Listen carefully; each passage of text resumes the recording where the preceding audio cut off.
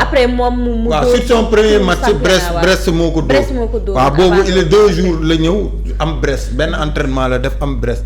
Brest moo ko gagné premier match am mais tegle na 3 victoires consécutives en championnat même si ce sont pas des victoires yoo xam ne y a la manière mais l'essentiel mooy les 3 points sont là Marseille actuellement il est à la 3e place à 7 points de l'avance donc pour man c'est un bilan positif parce que un entraîneur on le juge selon ses résultats donc pour man ñëw na fekk Marseille doon dégringolé demoon ba 5e place là il est en train de les amener rombaat na Lyon xam nga Lyon bi nga xam ne romboon na ko. waaw moo ko rawee actuellement 2 points. waaw donc actuellement ñëw na ba moom mu ngi ci 49 points. ñëw na ba taxawaat position wu Ligue des Champions. qualification directe donc pour man bu terminer la saison avec cette position là pour man ce sera une réussite parce que bi muy ñëw fekk na équipe bi mu ngi commencé dégringolé là il enchaîne 3 victoires consécutives. donc pour man c'est de bonne guerre pour la suite c'est un très bon début. donc nañ ko mayaat temps mu continuer liggéey gëm naa ne dina yóbbu équipe bi Ligue des Champions parce que fu mu toll nii équipe bi il peut pas plus prétendre autre chose que se qualifier pour la Ligue des Champions parce que pour man le championnat est mort ils sont largués donc pour man daal Habib Beye il est même s'il y a pas la manière mais l'essentiel est là. mais même s'il y a pas la manière il y a l'ADN. Il y a la méthode. bi nga xam ne da nga koy sentir que mu ngi koy proposer. non te joueurs yi ñu ngi koy dégg. joueurs montrent de l'envie et beaucoup de grinta ñu ngi wane tamit un peu de personnalité li nga xamante ne ça faisait défaut il y a un mois de cela nga xam ne da ngay mën a Strasbourg 2-0 mu jëli la. donc là actuellement ni ñoom moom encore une fois mu ngi hausser le niveau équipe bi mu ngi progresser moom mu ngi jouer équipe bi selon sa manière.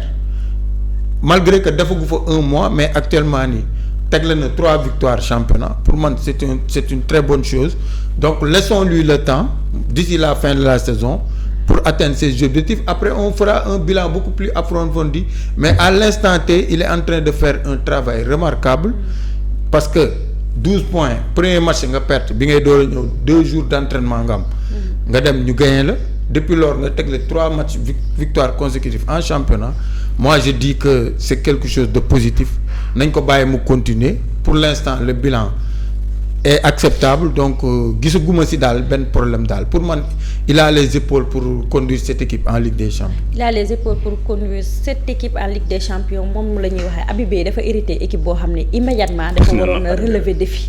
mu fekk affaire bu compliqué parce que demoon nañu ba perdre confiance ndax ni ngay mënee 2 ñu dem ba remonter la xam nga ne loolu équipe bu perdre confiance moo koy am donc mu amoon benn liggéey bu jafe nan nga gisee liggéey boobu noonu ci peu de temps bi Habib Beye def. waaw xam nga lii dañuy wax ni tegalee 3 victoires Marseille loolu da kaa tëwoon Marseille dafa nekk équipe boo xamante ni bii moom daanaka équipe bu coow la sax des fois li may wax comme si suñu équipe yi yenn saa yi fii nga gis Sénégal ñun la équipe sàngam tegale na 3 victoires d'affilée loolu day jafe nga ko daan gis xëy na ñu ngi koy tàmbalee gis jamono ji waaye du ma koy comme jamono yi ni waa ji tegoon pression Manchester United daan ne ko da ngay gagner 4 victoires d'affilée ma door a watu ki nga bu ñu ko tegoon Marseille gii nga xam ne lu France yomb doonu ko woon def jamono yee si ginnaaw léegi nag commencé naa changé tuuti parce que Marseille saison bii nii am na yaakaar ni Ligue des Champions parce que Marseille comme li dañu di wax tout le temps rek moom waxuñu ko pour mu jël place su Paris mais mu topp ko sës ko rik. bañ ko may dara daal voilà Lens moo dox ci seen diggante waaye Marseille chaque jour mu ngi lancé loo xamante ne bi da lay leer ni Lens bu deful ful la dara Marseille mën na kaa dab parce que it Lens bi passé nii sant yàlla waa Marseille dañuy santaale Bamba Dieng seen attaquant parce que moom moo dugal benn voilà ñoom ñoo dóor Lens 2-1 xam nga bu Lens ñàkkee 3 points. yow nga am 3 points loolu bànneex ñaari ñetti jéego dox wut si ko.